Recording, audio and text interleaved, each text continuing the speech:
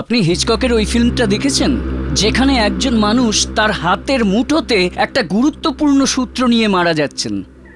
মারা যাবার ৩-৪ ঘন্টা পর খুনি তার মুঠোটা খোলার চেষ্টা করছিলেন, কিন্তু মুঠোটা খোলেনি, কারণ ওর পুরো শরীর শক্ত হয়েছিল।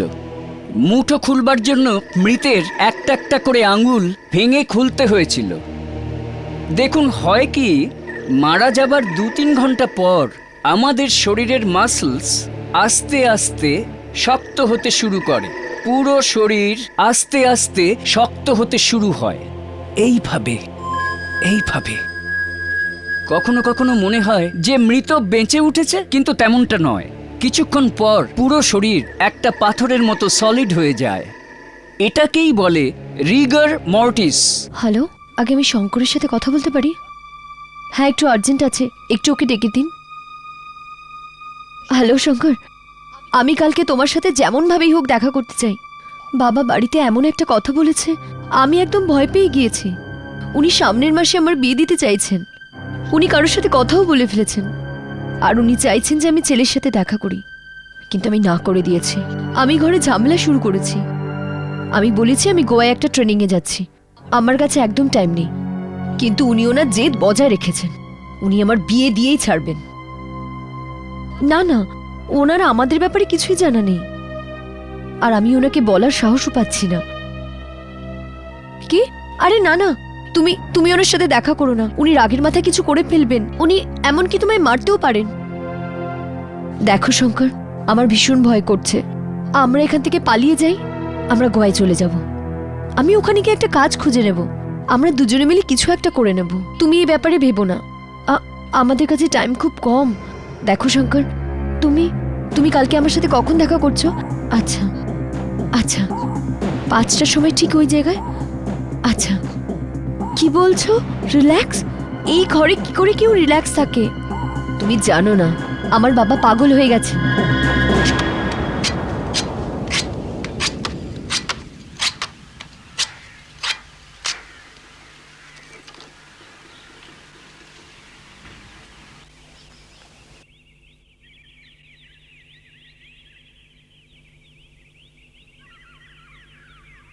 অলকা, কিছুদিন আগে আমি নিউজ পেপারে পড়লাম যে পুনাতে একটা নারকেলওয়ালা হঠাৎ পাগল হয়ে গেছে, আরো লোকেদের উপর হামলা করছে নিজের ওই লম্বা ছুরি দিয়ে, যেটা দিয়ে নারকেল কাটত। আর যতদূর মনে পড়ছে 2 জন লোককে মেরে দিয়েছে আর 8 ডজন লোককে ও ঘায়েল করেছে।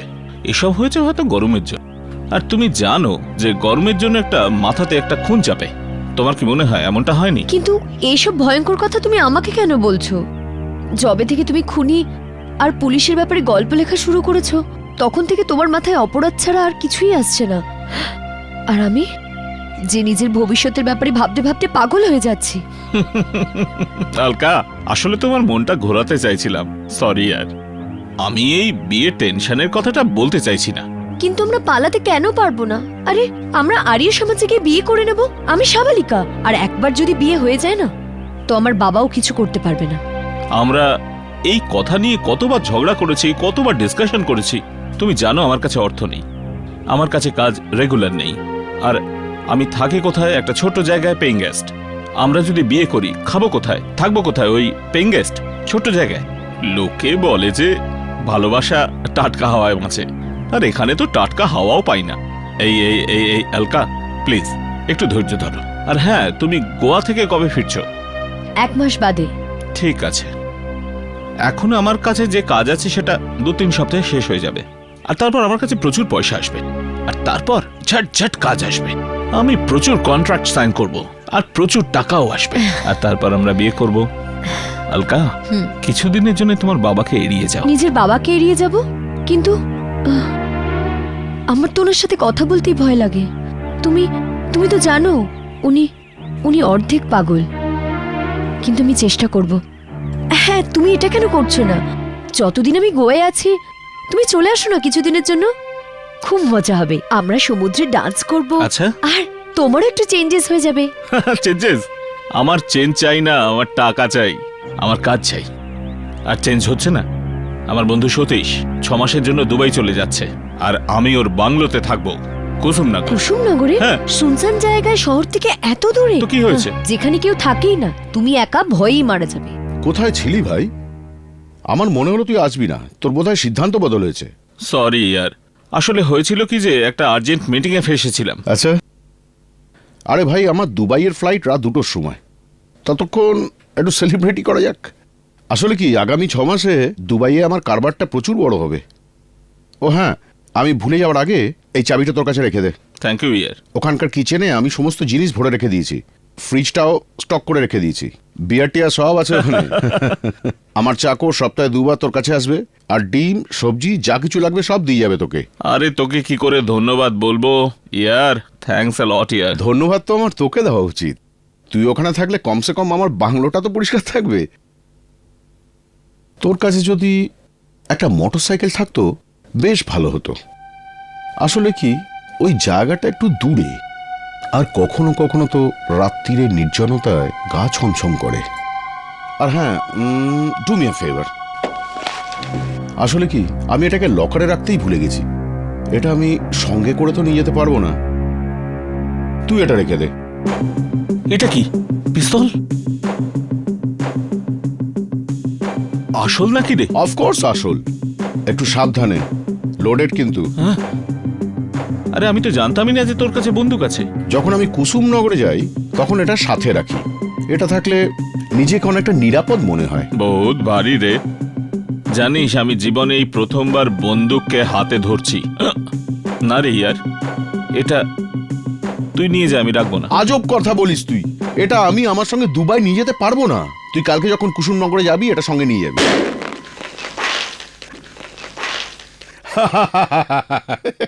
ভীতু কোথাকার বেটা, এত ভয় পেলে বাংলোতে থাকবি কি করে? নে, ঘরে শ্যাম্পেন গ্লাস নেই, চল এটাতেই খাই।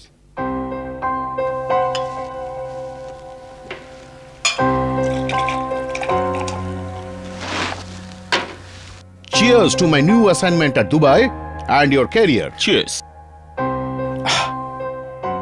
তারপর বল কি করছিস? আমি আজকাল বই লিখছি। ওই আছে না ডিটেকটিভ পুষ্কর, আরে ও যে কেস সলভ করেছে সেটা ওই বইতে থাকবে। কি বলতো, হয়তো হতে পারে ইন্টেলিজেন্ট, কিন্তু লিখতে পারে না, ইউনো ল্যাঙ্গুয়েজ প্রবলেম। এটা ওই পুষ্কর সিনহাই না? হ্যাঁ হ্যাঁ, ওই পুষ্করই। শুনেছি ও একটু ক্র্যাক আছে। ও যে ডাক্তারের কাছে ট্রিটমেন্ট করানোর জন্য যায় সে আমার বন্ধু। ওই আমাকে বলেছিল যে 6-7 মাস পর্যন্ত অবজারভেশনে ছিলেন উনি, কিন্তু তবুও ঠিক হলো না। আরে না রে ইয়ার, কি কথা বলছিস? আরে আমি মানছি যে ও নিজের সম্বন্ধে বেশি কথা বলে, কিন্তু আমার সাথে একদম ঠিক থাকে। আরে পুরো পুলিশ ডিপার্টমেন্ট ওকে সম্মান করে। Anyway, have fun. আমি এখন যাব, তুই আজকে রাতে এখানেই থেকে যা, কাল সকালে চলে যাস। আর হ্যাঁ, বন্দুক সাবধানে। Hello, Pushkar Sinha speaking. হ্যাঁ হ্যাঁ, শঙ্কর কেমন আছো ভাই? কদূর হলো আমার বইটা? স্যার ওটা 1 সপ্তাহে তৈরি হয়ে যাবে স্যার। স্যার ওই আমি আপনার সমস্ত কেসগুলো থেকে ভালো ভালো কেসগুলো বার করে নিয়েছি স্যার, সেগুলোই ছাপবো। এক্সেলেন্ট। আচ্ছা শোনো, শনিবার আমার পাবলিশারদের সঙ্গে মিটিং আছে, তো আমি তোমার সঙ্গে থার্সডে দেখা করছি। আচ্ছা এই ঠিকানাটা কি বলেছিলে তুমি, যেখানে তুমি আজকাল থাকছো? হাইওয়ে পেট্রোল পাম্প থেকে লেফট টার্ন, আর তারপর কাঁচা রাস্তা থেকে রাইট টার্ন, তাই আর তো? তারপর ওই কাঁচা রাস্তা থেকে আধ ঘন্টা আসতে হবে। কাঁচা রাস্তা দিয়ে আধা ঘন্টা আরো যেতে হবে? ভাই আজব ধরনের বোকা তোমার এই বন্ধু, যে এই শুনশান জায়গায় নিজের বাড়ি বানিয়েছে। আমার আপনাকে একটা কথা জিজ্ঞাসা ছিল স্যার। আমার ওই বন্ধু আছে না সতীশ, যার বাংলোতে আমি রয়েছি স্যার, ও যাবার সময় ওর বন্দুকটা আমায় দিয়ে গেছে। কি তোমার কাছে বন্দুক আছে? কিরকম বন্দুক? এটা তো আমার জানা নেই ঠিক কি ধরনের বন্দুক, কিন্তু জিনিসটা স্যার ভর্তি। ভর্তি করা? ইউ মিন লোডেড গান? তোমার বন্ধু তো তার থেকেও বেশি বোকা যতটা আমি ভেবেছিলাম, যে তোমাকে একটা ভর্তি হওয়ার লোডেড গান দিয়ে চলে গেছে। আচ্ছা শোনো শঙ্কর, তুমি ওই গানটায় হাত লাগাবে না, যেখানে ওটা আছে সেখানে ওটা থাকবে, বুঝতে পেরেছো? আমি এসে ওটা দেখে নেব, ঠিক আছে? আমি ভয় পেয়ে ওই টেবিলটা আছে না স্যার, যেটার উপর আমি লিখি, তার ডান ড্রয়ারে আমি লুকিয়ে রেখে দিয়েছি। রাইট হ্যান্ড সাইডের ড্রয়ারে? ঠিক আছে, ওটা ওখানেই রেখে দাও। ওকে ভাই। দেখো ভাই, আমি একটা ডিটেকটিভ সিরিয়াল বানাতে চাইছি, যা এখন সব জায়গায় চলছে। যেখানে যাও সবাই এক কথাই বলছে, একটা ভালো দেখে ডিটেকটিভ সিরিয়াল নিয়ে আসো।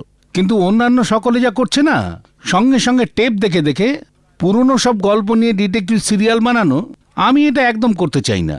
প্রীতম, আমাদের কাছে যে সুপার ডিরেক্টর রয়েছে, তাহলে আমাদের এটা করবার কি দরকার আছে? কিন্তু দেখো, আমাদের সিরিয়ালের বাজেট খুব বড় হবে, ওতে আমি খুব বড় বড় স্টারদের নেব, আর সিরিয়ালের টাইটেল হবে পুষ্কর সিনহার জীবন এবং অপরাধ। আমি এই সিরিয়ালের 52 এপিসোড বানাতে চাইছি। হতে পারে 104 এপিসোড হবে, কিন্তু 52 এপিসোড তো আমার কমসে কম দরকার। 52 এপিসোড কম করে চাই। Yes. I am very happy Kumar সাহেব। মনে হচ্ছে আজ আমার লাকি ডে। আপনি একজন হিট প্রডিউসার, আমি একজন হিট ডিটেকটিভ, আর দুজনে মিলে বানাবো একটা হিট সিরিয়াল। আমার খুব আনন্দ হচ্ছে যে আপনি এই রকম ভাবছেন। আমি আপনার সমস্ত কেসের ব্রিফ বারবার পড়েছি, আর আমার এটা বলতে কোনো লজ্জা নেই। আপনার মতন একজন বড় মানুষের সঙ্গে আলাপ হয়ে আমি আনন্দে দিশেহারা হয়ে যাচ্ছি। You know, you are most famous than Hercule Poirot and Sherlock Holmes. রাখুন আপনার শার্লক হোমস। কেন এদের সঙ্গে আমার কম্পেয়ার করছেন? এরা সব নকল লোক, বইপত্রে পাওয়া যায়। আর পুষ্কর সিনহা একজন সত্যি জলজান্ত সত্যি যে আপনার সামনে দাঁড়িয়ে আছে। আরে মানছি ভাই, আমি শুনেছি যে আপনি আপনার একটা অটোবায়োগ্রাফি লিখছেন। আপনি এটা করুন, আপনার বইটা আমাকে এনে দিন, আর আমি ওখান থেকে কেস বার করে সিরিয়ালের এপিসোড বানিয়ে নেব।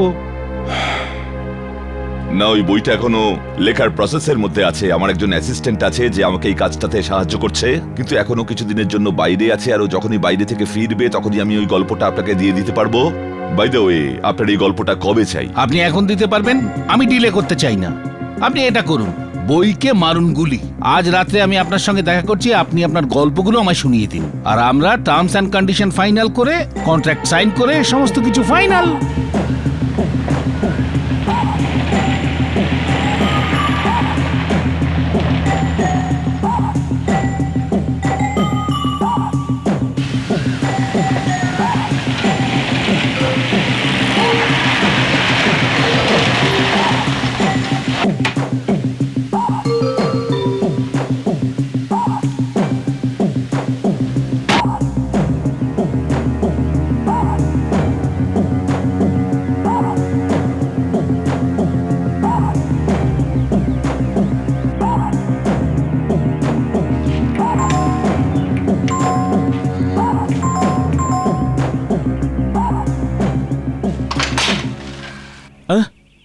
আরে পুষ্কর স্যার, আপনি এখানে?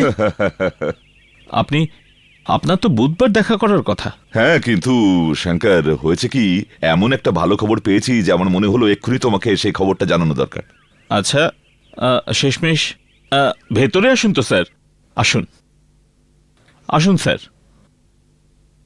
আসুন আসুন না, আমি জল নিয়ে আসছি। 1 মিনিট স্যার।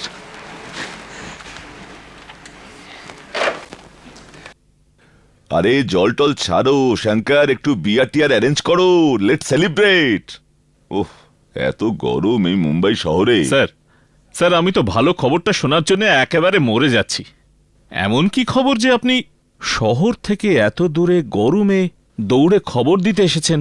ভাই, হলো কি জানো, ওই সকালে তোমার সঙ্গে আমার ফোনে কথা হলো না, তো তারপরে ওই প্রডিউসার আছে না, কি যেন নাম ওর, আর ওই বিখ্যাত প্রডিউসার এস কুমার, ওর ফোন এলো আমার কাছে। বলল, স্যার আমি একটা ডিটেকটিভ সিরিয়াল বানাতে চাইছি 52 এপিসোডের, আর ওর মধ্যে ওই সমস্ত কেসগুলো আমরা শুট করতে চাই যা আপনি সলভ করেছেন। তুমি তো জানো যে আমি কি কি কেস সলভ করেছি। তো আমি বললাম ঠিক আছে, আমি আমার কেসগুলো নিয়ে একটা বই লিখছি, আর একটা নবীন যুবক রাইটার আছে শঙ্কর জেটলি, যে আমাকে এই বইটা লিখতে সাহায্য করছে। তো আমি চাইছি যে আপনি ওই সিরিয়ালটা ওকে দিয়ে লেখান। প্রডিউসার রাজি হয়েছে, আর পরের সপ্তাহে তোমার সঙ্গে দেখা করতে চান। খবরটা ভালো না? মজা লাগছে স্যার, হ্যাঁ। মজা লাগছে। কিন্তু স্যার, কথাটা তো আপনি ফোনেও বলতে পারতেন। আপনি এত দূর শহর থেকে এখানে খবর দেওয়ার জন্য এসেছেন? দেখো, আমি একজন যে তোমাকে খবরটা দিতে এসেছি, আর তুমি একজন যে সমানে বলে যাচ্ছ এত দূর থেকে কেন এসছেন, এত দূর থেকে কেন এসছেন। ঠিক আছে, আমি চলে যাচ্ছি। আরে এটা আপনি কি বলছেন? আমি তো মজা করছিলাম। আমিও মজা করছি, আমিও কোথায় যাচ্ছি। স্যার, আমি বিয়ার নিয়ে আসছি। ইয়েস।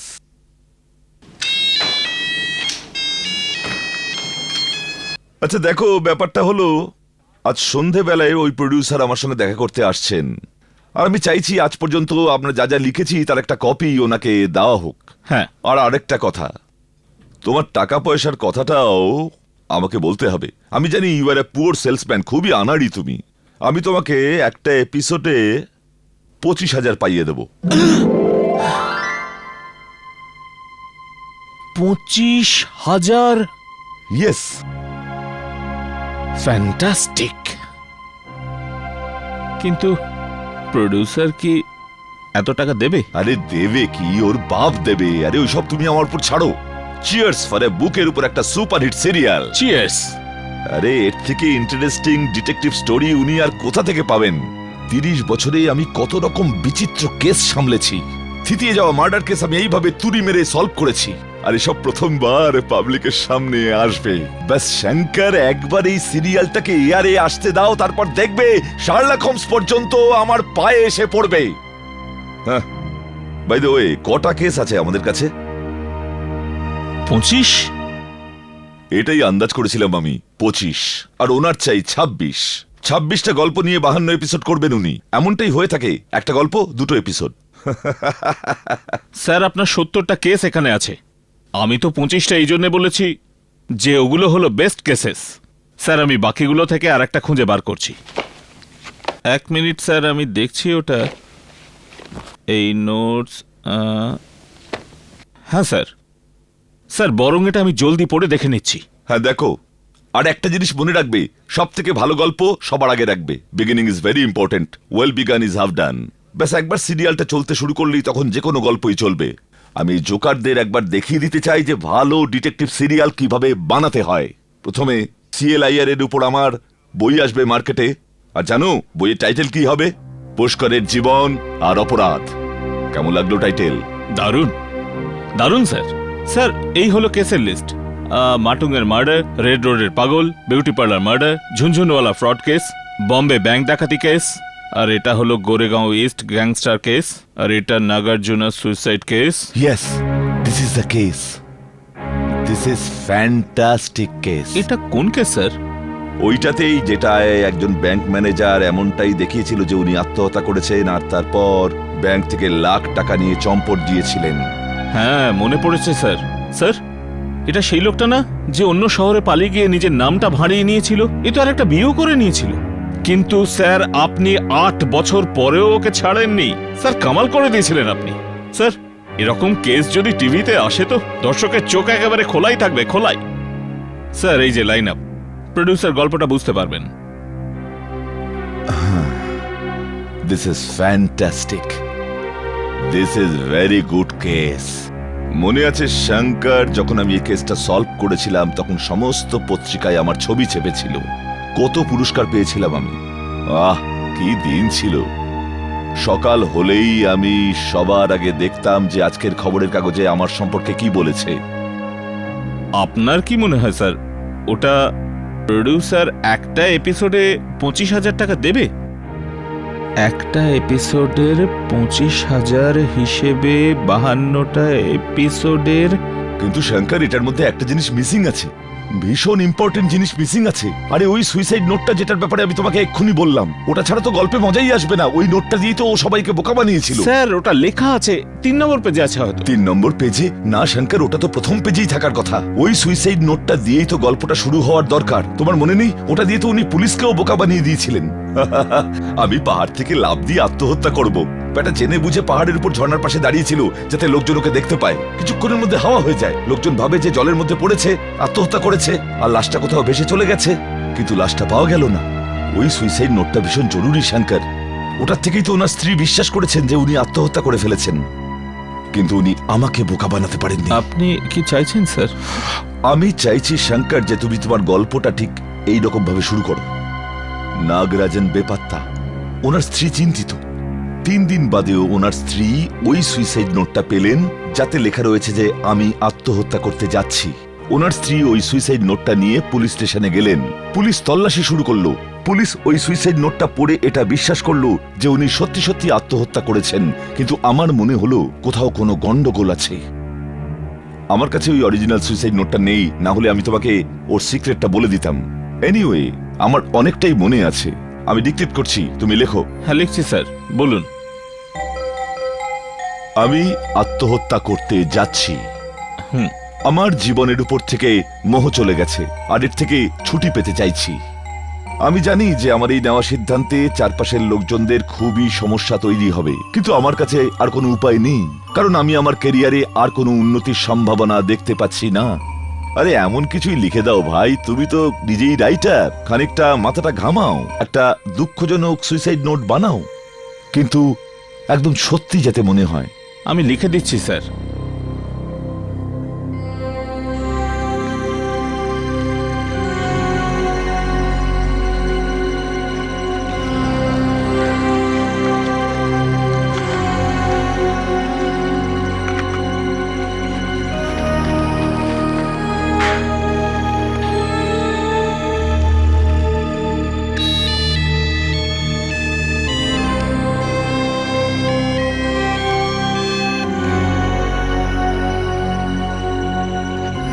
স্যার এই হয়ে গেছে।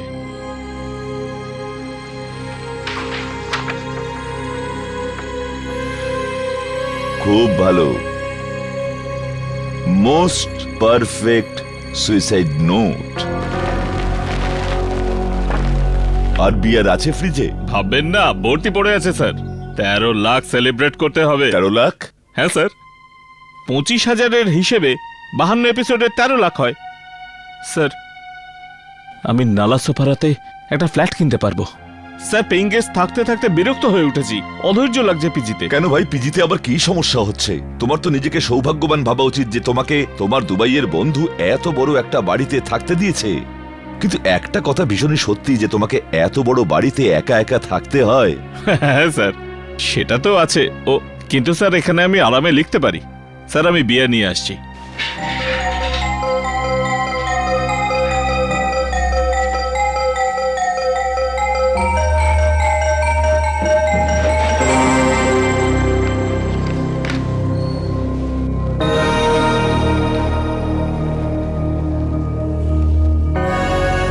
তাহলে এটাই সেই পিস্তল যেটা তোমাকে তোমার বন্ধু দিয়েছে প্রোটেকশনের জন্য?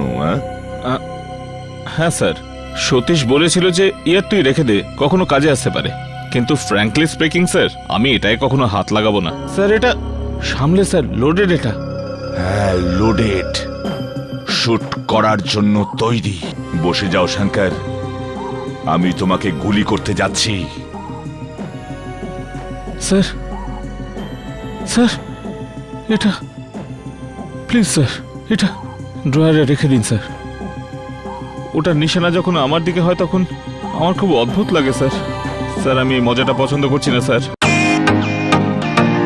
Welcome to Bitten world, how may I assist you?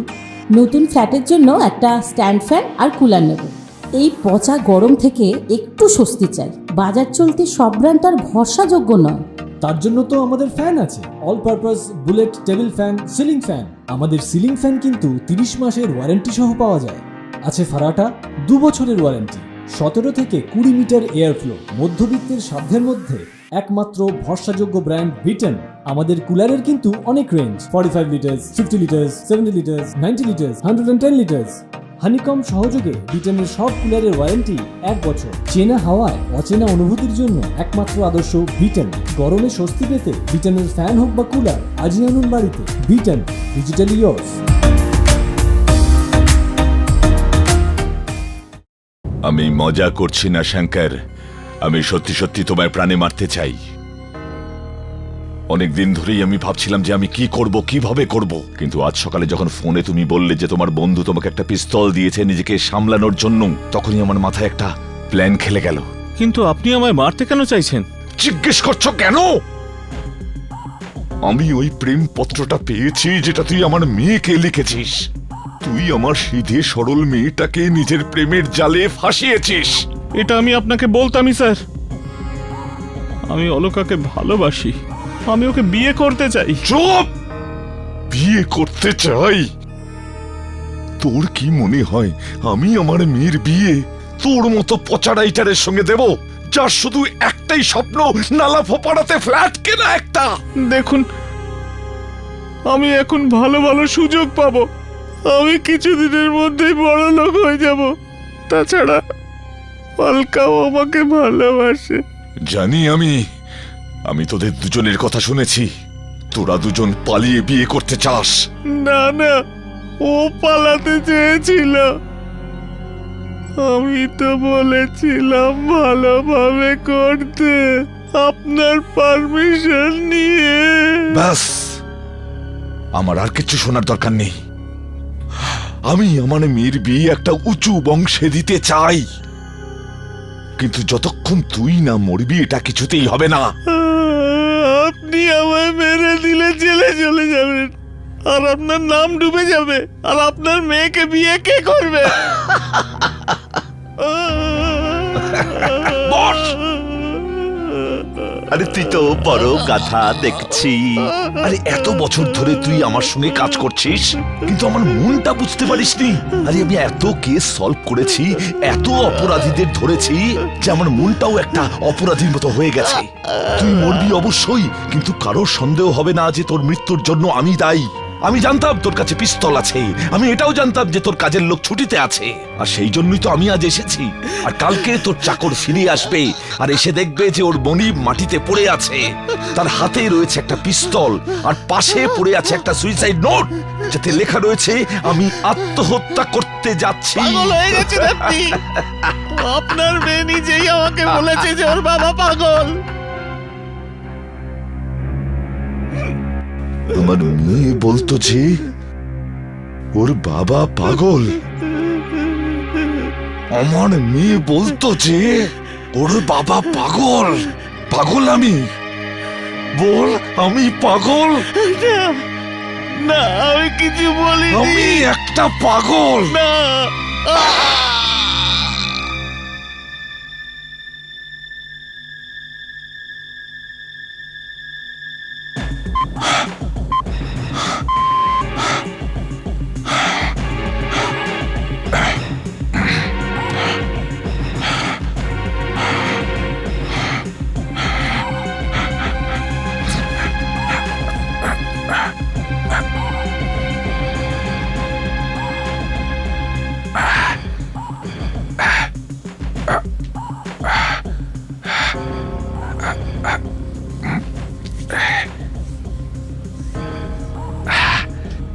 একটা লোক নিজেই নিজেকে গুলি করেছে।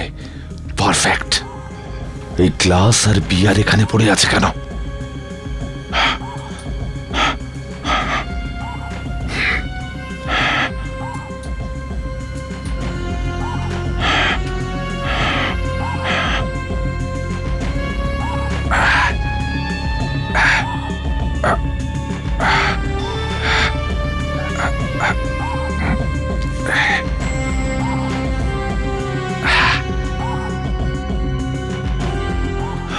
Perfect murder case.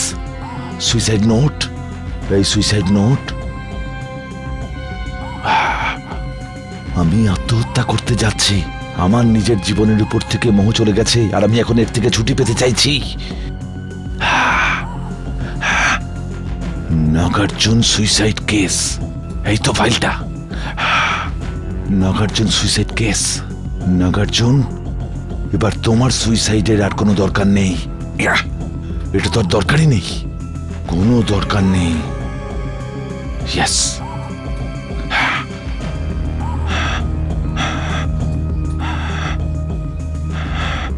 Perfect suicide case. Mister Nagarjun, তুমি তো সুইসাইড করোনি, কিন্তু তোমার জন্য একটা লোক সত্যি সত্যি সুইসাইড করেছে।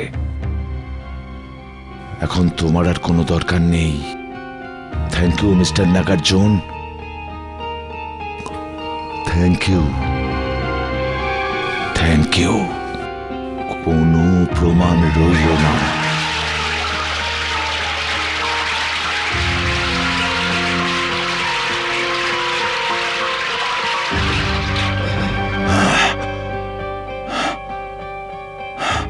নিজেই নিজেকে গুলি করে দিয়েছে। Good, very good. আমার মেয়েকে বিয়ে করবে।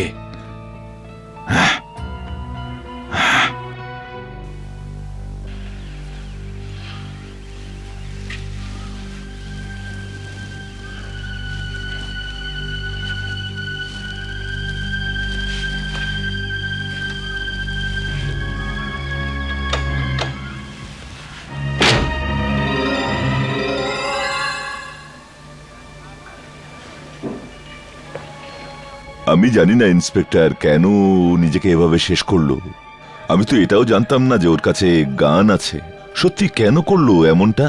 এতটা বিবেচক, বুদ্ধিমান, ও আমার বইটার জন্য এত কাজ করেছিল যে আমার মেয়ে ওকে কতটা চাইতো। এসব জানলে ও কি কষ্টটাই না পাবে। হতে পারে ইন্সপেক্টর ও নিজের কেরিয়ারটা নিয়ে খুব চিন্তায় ছিল। হ্যাঁ, এটা ঠিক।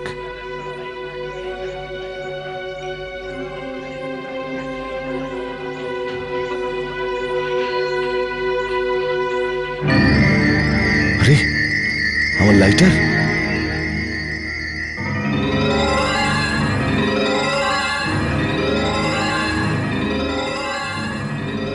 এই মেরেছে।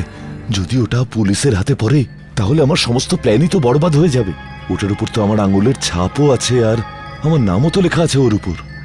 ওহো, যদি ওটা পুলিশ পেয়ে যায় তাহলে আমার বাঁচা খুব মুশকিল হয়ে যাবে।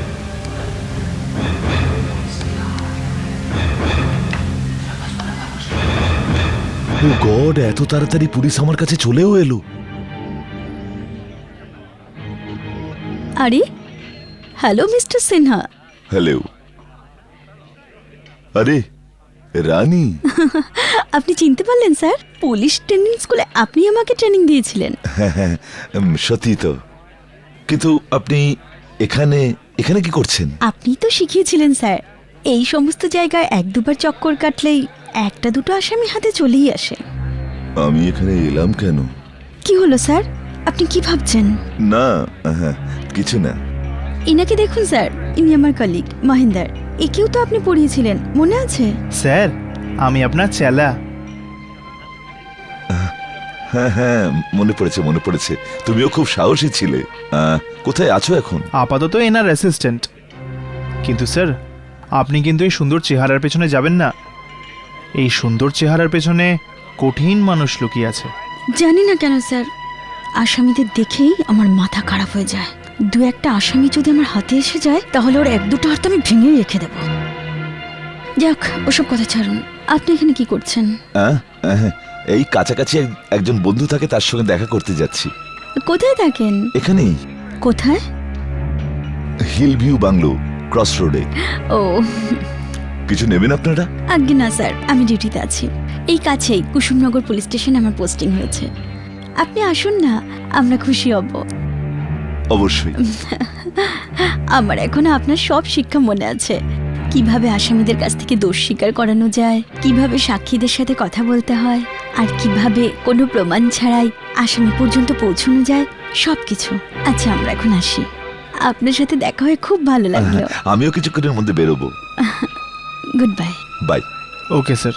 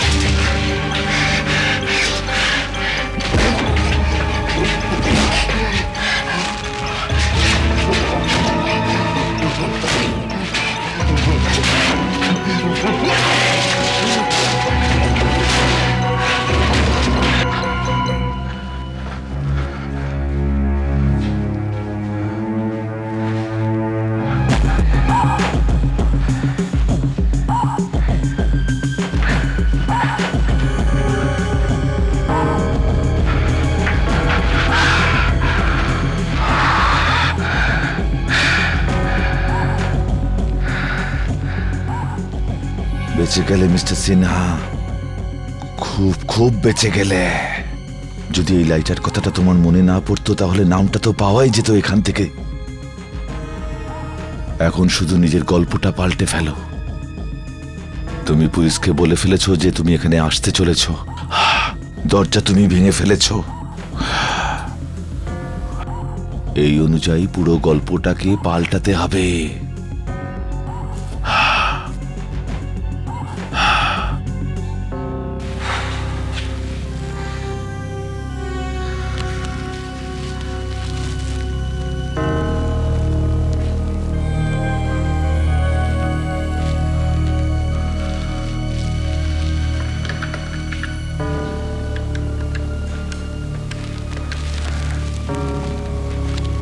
Hello, Kusumnagar police station.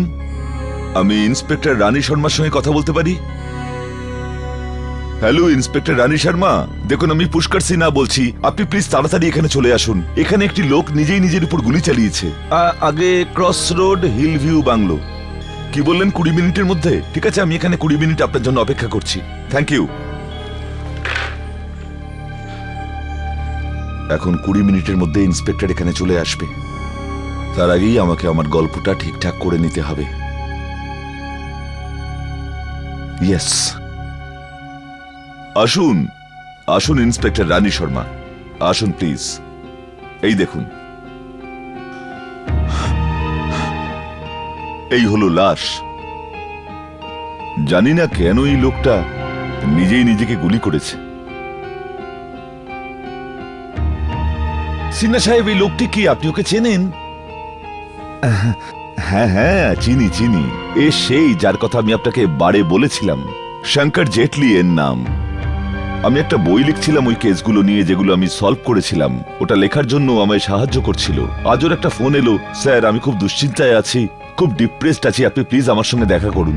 আমি বললাম, ভাই যা সমস্যা আছে ফোনে বলো। আমি খুব ক্লান্ত ছিলাম, পায়ে খুব ব্যথা হচ্ছিল। বললো, না স্যার আপনি প্লিজ আসুন, আপনার সঙ্গে খুব দরকার। আমি বললাম ঠিক আছে চলো দেখছি। এলাম আর রাস্তায় বিয়ার বার দেখে ভাবলাম একটু বিয়ার খেয়ে নিই ক্লান্তিটা মেটানোর জন্য। আমি বার থেকে প্রায় 5টার সময় বেরোলাম। যেই গেট দিয়ে ঢুকলাম ইন্সপেক্টর, আমি ভেতরে একটা গুলি চলার আওয়াজ পেলাম। আমি দৌড়ে দৌড়ে এলাম, আমার দরজায় নক করলাম। যখন দরজাটা খুলছিল না, আমি দরজাটা ভেঙে ভেতরে ঢুকলাম। ভেতরে ঢুকে দেখলাম কি, এই লোকটা মরে পড়ে আছে, হাতে পিস্তল আছে, আর পাশে একটা সুইসাইড নোট পড়ে আছে। আমার খুব কষ্ট হচ্ছে ইন্সপেক্টর, যে কেন আমি ওই বারে বসে বিয়ার খাচ্ছিলাম। আমি যদি সময় মতো নাচতাম তাহলে হয়তো ওকে বাঁচাতে পারতাম। সিনহা সাহেব, আপনি বললেন যে আপনি গেট দিয়ে ঢুকতেই গুলির আওয়াজ পেয়েছিলেন। ইয়েস ইন্সপেক্টর, আমি গেট দিয়ে ঢুকতেই গুলির আওয়াজ শুনি। সিনহা সাহেব, আপনি যা বলছেন আমার কিন্তু কিছুই বিশ্বাস হচ্ছে না। What do mean inspector? বিশ্বাস হচ্ছে না? আপনি বলতে চান যে আমি মিথ্যে বলছি? দেখুন সিনহা সাহেব, আপনি 5টার সময় বার থেকে এখানে আসেন, আর এখানে মানে হলো 5:15টার সময় পৌঁছে যান। আপনি গুলি করার আওয়াজ শোনেন, আপনি দরজা ভাঙেন, আপনি ভেতরে চলে আসেন। তাহলে আপনার হিসেব অনুযায়ী এই লোকটি মারা গেছে খুব বেশি হলে 40 কি 45 মিনিট, কারণ এখনো 6টা বাজেনি। কিন্তু লাশ এতটাই ঠান্ডা হয়ে গেছে সিনহা সাহেব, এর মৃত্যু হয়েছে 3 থেকে 4 ঘন্টা আগে। আপনি একজন ইন্টেলিজেন্ট পুলিশ অফিসারের সঙ্গে কথা বলছেন সিনহা সাহেব। আরে না ভাই, এই গুলির ব্যাপারটা তো গন্ডগোল আছে, অন্য কিছু ভাবতে হবে। আরে সরাও এই গুলি ফ্রিকে, অন্য কিছু ভাবি। হয়েছে কি ইন্সপেক্টর, আমি 5টার সময় বার থেকে বেরোই, এখানে এসে দরজায় নক করি, দরজা ভেতর থেকে খুলছিল না, আর ফোনটা সমানে বেজে যাচ্ছিল। আমার মনে হলো এই লোকটার হার্ট অ্যাটাক হয়ে যায়নি তো আমি দরজা ভাঙলাম, ভেতরে এলাম তো দেখলাম যে এই লোকটা মরে পড়ে আছে এখানে, হাতে পিস্তল আছে আর পাশে একটা সুইসাইড নোট। আমার এত আফসোস হচ্ছে ইন্সপেক্টর, যে আমি কেন ওই বারে বসে বিয়ার খাচ্ছিলাম। যদি সোজা এখানে চলে আসতাম তাহলে ওকে বাঁচাতে পারতাম। হ্যাঁ, এটা ঠিক আছে, এটা ঠিক আছে। ব্যাস এই গল্পটাই ধরে রেখো পুষ্কর সিনহা।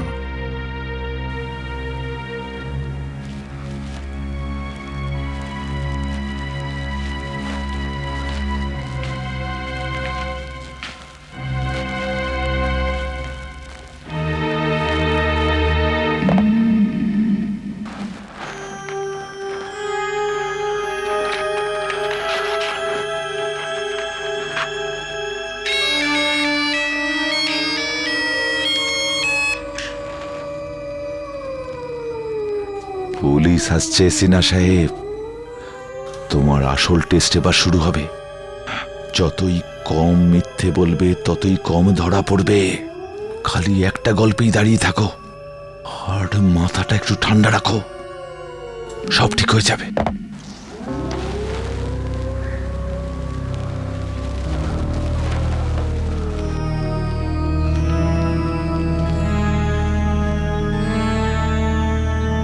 সব সাজানো আছে, সব কিছু ঠিক আছে।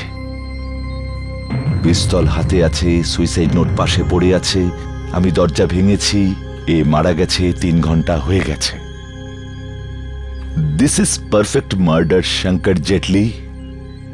শুধু একটাই আফসোস যে আমি একে আমার বইতে সামিল করতে পারলাম না, আর না ওকে নিয়ে সিরিয়াল তৈরি হবে। কি কি বলছো? বলো, কিছু তো বলো। আমায় পাগল বলছিলে না তুমি? আমার মেয়েকে বিয়ে করতে চেয়েছিলে, আমার মেয়েকে বিয়ে করতে চেয়েছিলে। মানছো তো আমার বুদ্ধিটা কতটা স্মার্ট আমি? বলো, বলছো না কেন? বলো আমি পাগল? বলো ভাই, কিছু তো একটা বলো। আর কিছু নেই তো এটাই বলো। কনগ্রাচুলেশন সিনহা সাহেব, কনগ্রাচুলেশন সিনহা সাহেব। বলো কনগ্রাচুলেশন সিনহা সাহেব।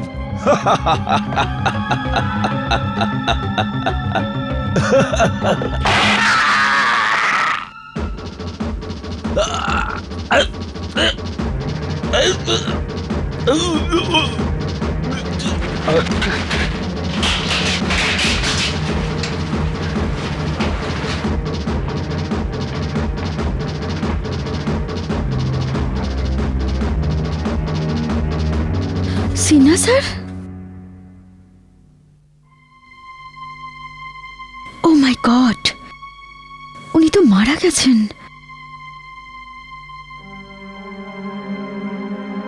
উনি তো ফোন করে আমাদের এখানে ডাকলেন, ওনাকে কি মারলো? কিন্তু গুলি চলার আওয়াজ তো এক্ষুনি শুনলাম। আমি দেখছি।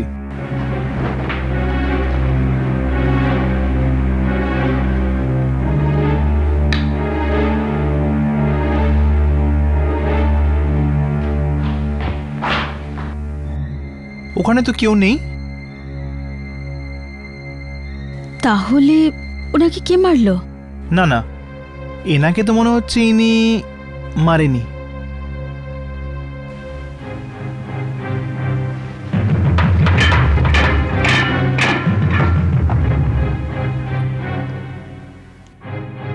এর মৃত্যু তো 2-3 ঘন্টা হয়েছে। লাশ খুব বাজেভাবে বেঁকে আছে, রাইগার মর্টিস হয়েছে। এই সিনহা স্যারকে মারেনি। কিচ্ছু বুঝতে পারছি না যে পুষ্কর সাহেবকে কে মারতে পারে। হ্যাঁ স্যার, আরে মাথা খারাপ করে দিয়েছে।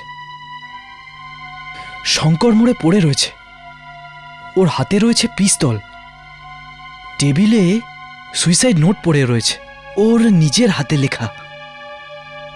এর মানে শঙ্কর আত্মহত্যা করেছে, আর জোরে গুলি লাগার ফলে তাইও চেয়ারের সাথে একেবারে পেছনে গিয়ে পড়ে গেছে।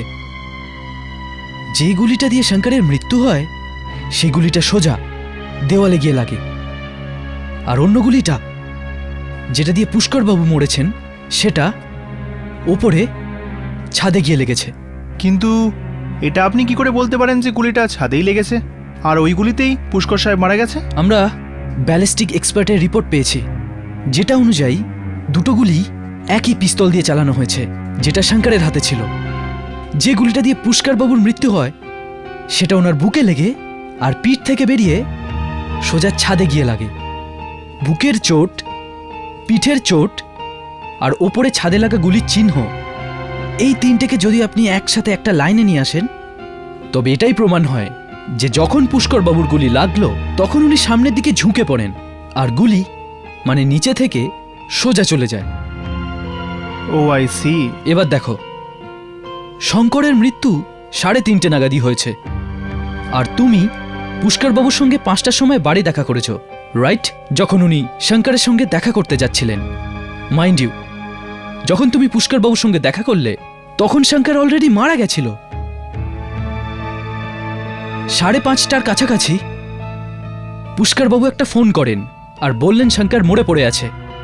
6টার সময় গিয়ে ওখানে পৌঁছালে, আর ওখানে গিয়েই তুমি গুলি চলার আওয়াজ শুনলে। হ্যাঁ স্যার, আমি দৌড়লাম।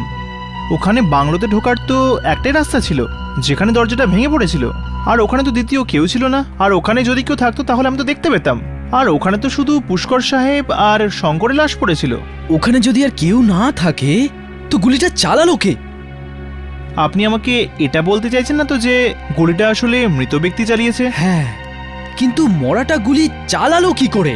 আমি বলছি কি করে মৃতদেহ গুলি চালিয়েছে। মৃতদেহ রিগার মর্টিসের জন্য গুলি চালিয়েছে। যেমনটা আমি প্রথমেই বলেছি, রিগার মর্টিসের জন্য মৃতের শরীর ঠান্ডা হতে থাকে, আস্তে আস্তে শুকিয়ে আসে আর পাথরের মতো শক্ত হয়ে যায়। কিন্তু শুকিয়ে আসার জন্য বডির পজিশন বদলায় না, ও যেরকম ছিল সেরকমই থাকে।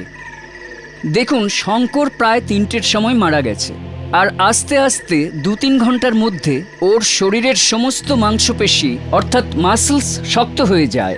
সবার আগে চোখের, তারপর নাকের, তারপর মুখের, তারপর গলার, বুকের ও নিচের মাংসপেশি শক্ত হয়ে আসে। সবার শেষে যে মাসলগুলো শক্ত হয়ে আসে সেগুলো হাত পায়ের আঙুলের। শঙ্করের হাতে বন্দুক ছিল আর ওর আঙুল ট্রিগারে ছিল। আঙুলটা কুঁকড়ে যায় আর গুলি চলে। ঠা